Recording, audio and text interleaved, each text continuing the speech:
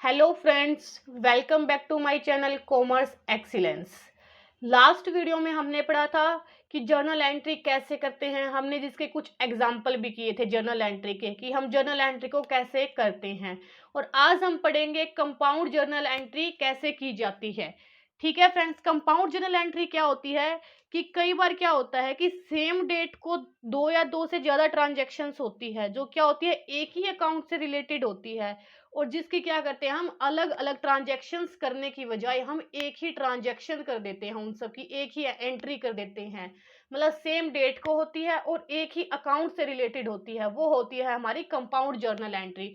ठीक है friends, main क्या होता है, एक compound journal entry is an accounting entry in which there is more than one debit and more than one credit. इसका मतलब क्या है, एक कंपाउंड जर्नल एंट्री वो एंट्री होती है जिसमें एक अकाउंट डेबिट होता है, एक से ज्यादा अकाउंट डेबिट और एक से ज्यादा अकाउंट क्रेडिट होते हैं।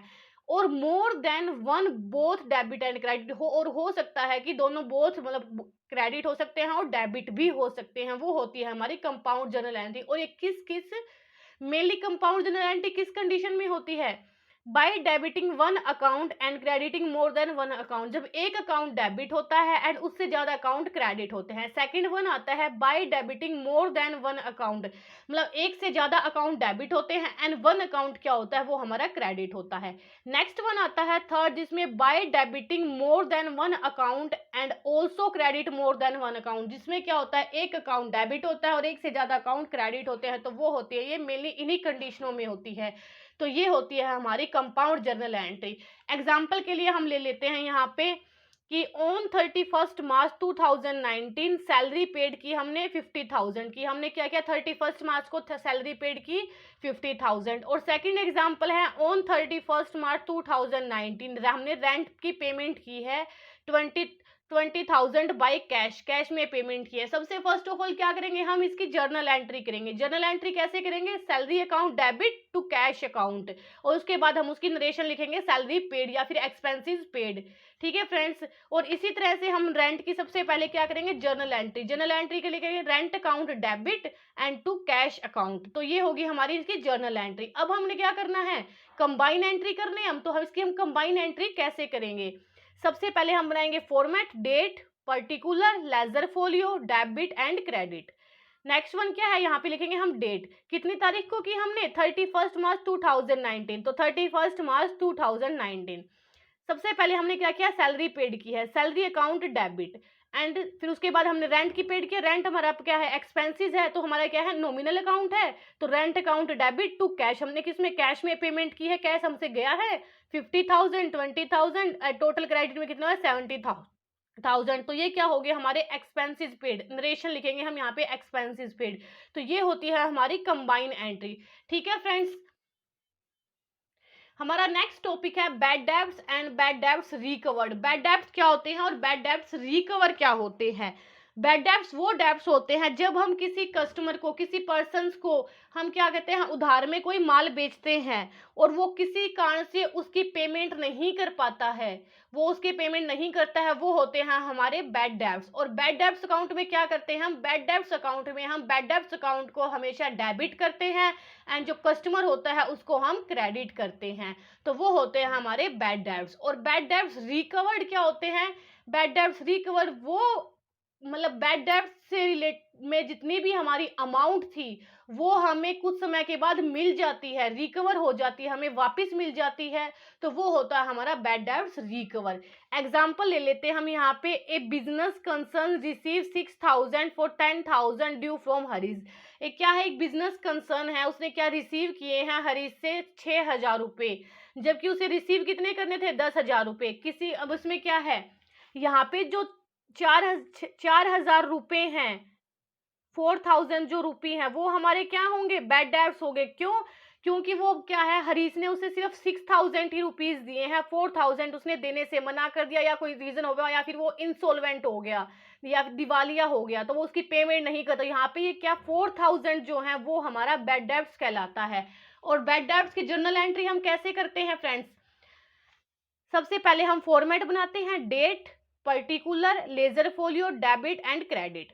अब बैड डेब्ट्स हमारा क्या हो गया, यहाँ पे bad debts account debit. Bad debts क्या है, हमारा खर्चा है, लॉस हुआ है हमें, तो ये क्या हो गया, हमारा नॉमिनल अकाउंट हो गया। ठीक है फ्रेंड्स, तो नॉमिनल अकाउंट का रूल क्या होता है, ऑल एक्सपेंसेस जितने भी होते हैं हमारे, जो खर्चे होते हैं, उन्हें हम क्या करेंगे, डेबिट करेंगे। Bad debts account debit. और जो हरीश है, हरीश क्या है, हमारा पर्सनल अकाउंट है, तो ये क्या हो गया, हरीश टू हरीश अकाउंट। कितना, 4000। क्यों, क्योंकि हमें 4000 का ही बैड डेब्ट्स हुआ है, हमें 6000 रिसीव हुए हैं, ना कि पूरे 10,000। और नेक्स्ट एंट्री हम क्या करेंगे, यहाँ पे नेक्स्ट एंट्री करेंगे हम यहाँ पे, क्योंकि हमें क्या है, पैसा हमारे पास आ रहा है, तो cash account debit to Harish. अभी हमें कितना पैसा मिल रहा है हरीश से, 6000 रुपए, तो यहाँ पे 6000 करेंगे। और इसका रूल क्या होगा, जो हमारा कैश है वो क्या होगा, पैसा हमारे पास रिसीव हो रहा है, तो ये क्या होगा, हमारा रियल अकाउंट होगा, हमारे पास इनकम आ रही है 6000 रुपीज, तो यहाँ पे कैश अकाउंट करेंगे हम। और जो हमारा टू हरीश है वो क्या है, हमारा पर्सनल अकाउंट है। पर्सनल अकाउंट का रूल वही होता है, debit the receiver credit the giver. तो यहाँ पे हम हरीश को क्रेडिट करेंगे 6000 के। उसके बाद हम यहाँ पे नरेशन लिखेंगे, ₹6000 रिसीव फ्रॉम हरीश। हमें हरीश से 6000 रुपए रिसीव हुए। अब इसी की सपोज कर लो कि हमें जर्नल एंट्री कर ली। अब हम सपोज करते हैं कि हमें इसकी कंबाइन एंट्री करनी है, तो हम इसकी कंबाइन एंट्री कैसे करेंगे, वही फॉर्मेट, सबसे पहले date, particular, ledger folio, debit and credit. इसकी जर्नल फॉर्म कंबाइन एंट्री हम कैसे करेंगे, कैश अकाउंट डेबिट, जो हमें कैश रिसीव हुआ है कितने का, 6000 का। बैड डेब्ट्स अकाउंट डेबिट 4000, हमें बैड डेब्ट्स कितने हुए हैं, 4000 के हुए हैं, और किससे हुए हैं, हरीश टू हरीश अकाउंट्स। ठीक है फ्रेंड्स, तो यहाँ पे क्या है, कंबाइन एंट्री हमने की है। और सबसे नीचे लिखेंगे हम यहाँ पे इसकी नरेशंस, बीइंग 6000 गिविंग या फिर receive by Harish and 4000 become a bad debts. ठीक है फ्रेंड्स, तो ये थी हमारी कंबाइन एंट्री। अब फ्रेंड्स हमने क्या किया, बैड डेब्ट्स की कंबाइन एंट्री भी कर ली, कंबाइन एंट्री के बाद हमने उसकी जर्नल एंट्री भी कर ली। अब क्या हुआ, हमें किसी मतलब रीजन से जो हमें बैड डेब्ट्स हुए थे, वो अमाउंट हमें रिसीव हो गई है आफ्टर सम टाइम, कुछ समय के बाद। ठीक है, तो उसे हम क्या बोलते हैं, बैड डेब्ट्स रिकवर्ड बोलते हैं। ठीक है फ्रेंड्स, तो बैड डेब्ट्स रिकवर्ड की एंट्री हम कैसे करेंगे, यहाँ पे cash account debit to bad debts recover, कि हमें बैड डेब्ट रिकवर हो गए हैं कितने, 4000 के हमें यहाँ पे बैड डेब्ट्स रिकवर हुए हैं, हमारे पास पैसा आया है।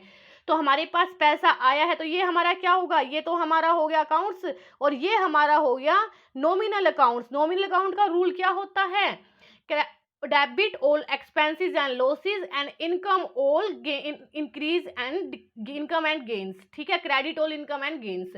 तो ये हमारा बैड डेब्ट्स का, जो बैड डेब्ट्स रिकवर हुए हैं कितने के, 4000 रुपये हमें आफ्टर सम टाइम मिल गए हैं। ठीक है फ्रेंड्स, तो आज हमने किया कंबाइन एंट्री। कंबाइन एंट्री क्या होती है, जब एक सेम डेट को एक से ज्यादा ट्रांजैक्शंस करनी होती है और इसमें एक अकाउंट सेम होता है, वो होता है हमारा कंबाइन एंट्री। ठीक है फ्रेंड्स, और नेक्स्ट हमने आज टॉपिक किया था बैड डेब्ट्स। बैड डेब्ट्स वो डेब्ट्स होते हैं जो कि क्या होता है, कस्टमर किसी रीजन से हमें उसकी पेमेंट नहीं कर पाता, या तो वो हाफ पेमेंट करता है या फिर हाफ से कम करता है।